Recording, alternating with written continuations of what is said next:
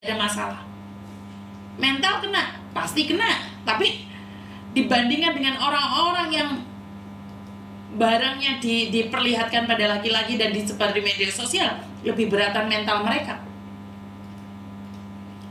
Dan setiap kali malam tiba, saya selalu berdoa sama Tuhan agar menjaga tidur saya, lelap saya. Saat tubuh saya lelah, saya minta izin sama Tuhan agar menjaga raga saya. Saat saya bangun masih dalam keadaan sehat. Apakah kalian kira saya nggak dapatkan ancaman atau luka-luka itu? Ada. Saat saya menjelaskan tentang sebuah penipuan, itu resikonya berat di saya. Tapi saya tidak pernah putus asa. Saat sesama pekerja migran mengatakan bahwa saya menyebarkan aib, saya cuma berpikir, ya Tuhan, saat saya berjalan sendiri mencoba melakukan kebenaran dan mengingatkan saudara saya, kenapa saya salah Tuhan? Kenapa saya salah saat saya berjalan sendiri ingin menyampaikan kebenaran bahwa sebagai perempuan itu jangan lepas baju, jangan mau ditipu. Kenapa saya sendiri dan saya dihajar habis-habisan? Tapi saya tetap berdoa bahwa Tuhan akan menjaga saya. Kenapa orang yang melakukan kesalahan nyata-nyata menipu, tapi bareng sama banyak orang, kenapa mereka dilindungi dan mereka seolah-olah benar Tuhan? Saya nggak habis pikir dengan keadaannya. Kalau benar jalan sendiri itu salah, tapi kalau salah jalannya banyak orang itu benar. Itu yang saya nggak pahami dengan mindset seperti itu. Salahkah saya mengingatkan saudara-saudara perempuan saya agar jangan membuka bajunya? Salahkah saya mengingatkan saudara-saudara saya jangan mentransfer uangnya pada laki-laki yang tidak dikenal? Apakah itu sebuah aib buat kalian?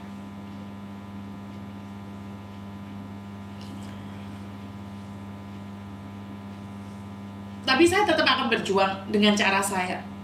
Bahkan orang-orang di sekitar saya selalu mengingatkan saya, hati-hati Miss Yuni dengan makanan minuman yang ada di luar sana, karena banyak orang sedang mengincarmu. Tapi saya bilang, kalau memang jalannya saya harus seperti itu ya nggak apa-apa. Kalau saya harus pergi dengan cara yang baik ya nggak apa-apa. Yang penting saya tidak merasakan sakit saat saya pergi. Saya cuma ingin bilang sama saudara-saudara saya, perempuan-perempuan, kita memang murah ya. Kalau dinikahi itu murah, kita itu gratis, tau nggak? Jadi perempuan tuh gak usah jadi mahal, wanita mahal nggak apa-apa. Tapi dinikahi di atas surat. Jangan sampai kamu mengatakan dirimu sendiri menjadi wanita mahal, tapi kamu buka barang-barangmu itu. Jadi saya tahu dengan satu kesalahan saya dibabat habis, sebenarnya saya sudah tak itu sebenarnya. Saya sudah ini. Oh, ini yang dimaksud oleh mereka. Oh, ini yang dimaksud oleh mereka. Mereka akan membabat habis saya. Oh, makanya saya stay back. Saya mundur satu langkah. Bahkan ada orang-orang yang mengancam akan mendemo kantor anak saya. Ini masalahnya bukan ini. Masalahnya bukan anak yang saya pulangkan dari boarding house, bukan itu masalahnya. Tapi mereka ingin membabat karakter saya. Mereka ingin menghancurkan saya, mereka ingin menjatuhkan saya habis-habisan. Kalau memang masalahnya cuma satu, hadapi saya, berbicara. Apa sih yang kalian mau? Selesai. Dan ingat, sebelum 7 hari nggak ada yang bisa dituntut. Tapi karena bukan tujuannya menyelesaikan masalah, tujuannya emang mematikan karakter saya dan menyebar semuanya, jadilah ontran-ontran itu. Tapi beberapa orang dekat saya bilang apa? Miss Yuni, ini kan? Saya bilang, enggak lah, saya bilang. Ini. Terus mereka membuka memori. Oh, kenapa saya diem? Kenapa saya diem? Ya karena memang tujuannya itu, para sindikat itu memanfaatkan keadaan, menunggu saya salah, menunggu saya lengah, saya dibabat. Makanya sampai sekarang pun ada yang bilang, oh ini ya, suhunya boarding house itu ya, oh ini ya yang punya boarding house ya, tetap komen-komen itu tetap. Kenapa? Karena itu sudah didoktrin sama mereka bahwa Yuni itu jahat. Itu memang doktrinan. Sudah didoktrin bagaimana agar otak orang-orang di luar sana itu kalau sudah dengar Yuni itu mindsetnya benci. Jadi sekali lagi saya tidak mempermasalahkan dengan apa yang terjadi. Saya salah, saya akui itu salah. Tapi bukan ini konsepnya. Ngobrol dong, bicara satu sama lain. Tapi karena dimanfaatkan oleh orang-orang tertentu, jadinya nggak jelas. Dan ini sudah ancaman ini setahun yang lalu sebenarnya ke saya. Mereka udah ngomong, tunggu saja Yuni, kepreset langsung ditendang. Kita cari orang-orang yang bisa memusuhi Yuni. Ya, kan terjadi. Bener gak sih? Jadi sekali lagi gak ada masalah. Karena semua bisa dimanfaatkan. Momen-momen yang paling baik bisa dimanfaatkan. Gak ada masalah. Saya tidak mempermasalahkan apa yang sudah terjadi kemarin. Kedepannya saya lebih hati-hati lagi. Udah terjadi kok mau ngamain. Dan saya gak rugi dengan mereka mendoktrin jangan melihat Yuni, jangan nonton Yuni. Saya gak rugi kok, saya tetap konten. Dan follower saya sempat ngejrek loh Mbak ya. Tapi kan saya konsepnya bukan di follower. Saya konsepnya adalah tetap edukasi dan informasi. Saya nggak putus asa kok.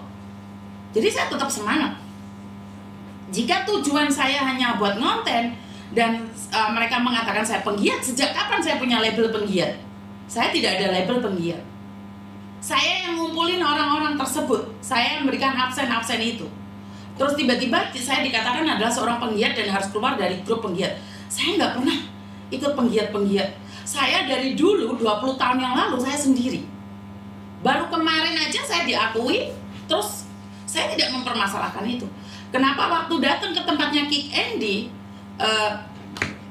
itu menjadi bumerang yang sangat dahsyat sekali. Tapi saya tidak mempermasalahkan itu.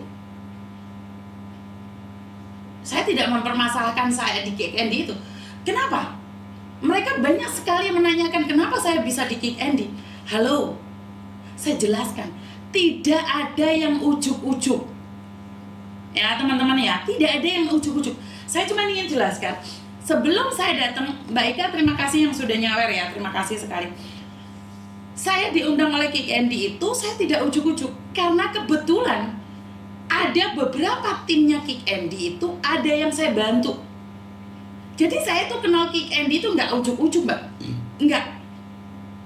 Saya menanamnya, melakukan kebaikan tuh lama. Dan saya tidak mengharapkan pamrih. Saya juga nggak tahu kalau mereka adalah timnya Kick Andy saat saya membantu. Saya sama sekali nggak tahu. Itu orang datang ke Hong Kong butuh bantuan. Saya sama anak saya ada waktu membantu selesai plus. Hilang komunikasi dan kami tidak komunikasi lagi, tidak ada harapan. Setelah itu dia bercerita bahwa dia adalah timnya Kick Andy. Kaget kita, oh timnya Kick Andy ya. Ya udah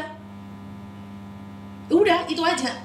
Dan dari situlah setelah 2 tahun saya menolong orang tersebut, orang itu ngontak saya lagi, mengucapkan terima kasih dengan cara boleh nggak datang ke tempatnya Kick Andy.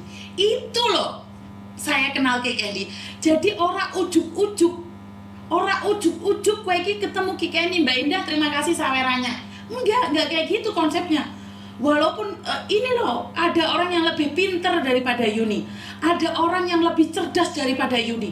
Kenapa tidak diundang oleh Kick Andy? Hey, kesuksesan itu terjadi atas kesediaan dan persiapan. Sudah mantapkah persiapanmu? Enggak. Jadi saya cuma ingin bilang, saya tidak pernah membenci siapapun. Kalian bilang bahwa kenapa Kick Andy ujuk-ujuk? Enggak, itu udah dari lama. Karena nanamlah karena kamu akan memetik. Tanamlah karena kamu akan memetik. Jadi saya nanamnya 2 tahun baru berbuahnya 1 tahun, Mbak. 2 tahun berikutnya. Ngerti ya? Inilah cara saya mengatakan bahwa Nggak ada yang tiba-tiba ujuk-ujuk memberikan kamu sesuatu. Itu rencana Tuhan. Jadi kalau kamu melakukan sesuatu pingin dibales, ya udah dibales itu juga. Jadi ini ya, saya ingin ingatkan bahwa kenapa saya diundang Candy, enggak gitu konsepnya. Jadi saya pernah nolong beberapa orang di situ. Saya tidak bisa menyebutkan, sampai hari ini pun menjadi rahasia saya. Dan disitulah saya dipanggil oleh Ki Candy. Jadi nanam dulu, enggak ujuk-ujuk kamu unduh terus kepingin diundang, enggak ada. Jadi nanam dulu, dan tanaman itu 2 tahun. Saya sempat cerita sama salah satu teman saya, tahu nggak ini ternyata timnya Ki Candy. Tapi saya nggak pernah berpikir akan diundang oleh Ki Candy. Jadi itu yang menjadi perdebatan. Dan itu juga yang saya sadari bahwa saya itu akan dihancurkan, dibabat belurkan. Malah saya berprasangka buruk sama Bia Cukai loh. Karena saya kan perannya sama Bia Cukai terus. Ternyata enggak. Bia Cukainya baik-baik saja sama saya. Ternyata saya dibabat dengan cara lain. Tapi itu nggak salah ya. Menurut pendapat saya itu adalah peringatan dari Tuhan bahwa saya itu nggak boleh arogan. Jadi nggak ada yang salah dengan mereka membabak belurkan saya, itu nggak salah, mereka nggak salah. Yaitu cara Tuhan untuk saya agar ingat bahwa saya tuh nggak boleh kayak gitu loh. Ya masa iya sih searogan itu, bener nggak sih? Jadi kenyataannya ya seperti itu gitu loh. Jadi sindikat itu sekarang di sini di media sosial saya, lihat aja komennya terus kliken, profilnya jelas nggak? Itulah sindikat. Profilnya jelas nggak saat mereka komen yang mereka pret, omong kosong atau apapun. Coba cek profilnya, ada orangnya nggak? Nggak ada orangnya itu. Itulah manusia gaib. Jadi itulah manusia gaib. Saya bukan nggak punya siapa-siapa ya, tapi saya punya Tuhan. Woyo, kok Laura Smith iki lha apa ngirimi dhuwit iki? Wong ndi kuwi kok iso dhuwit euro bareng iki? Oh, paham gak omong aku iki Laura Smith iki? Kok ngirimi aku dhuwit euro 11 euro iki? Berapa itu? Iya. Coba aja Mbak, profilnya bodong lan. Pak mau cocok pakai itu